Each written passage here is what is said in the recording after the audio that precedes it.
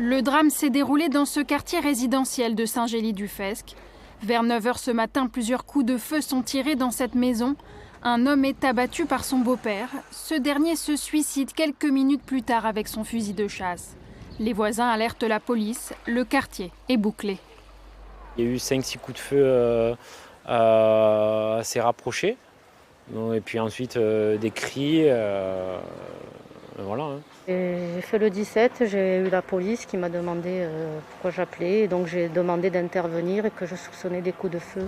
Cette affaire fait écho à un autre drame au sein de cette même famille.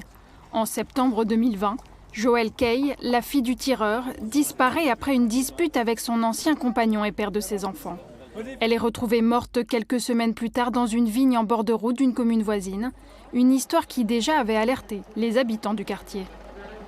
Elle est partie en laissant son téléphone, son machin, son truc. Elle a pris la route de Ganges, puis on l'a retrouvée morte, je sais pas moi, 3 semaines après, je crois. Alors on ne sait pas si elle s'est suicidée, après il n'y a pas d'informations supplémentaires. Mais enfin, il y a déjà eu un premier drame là.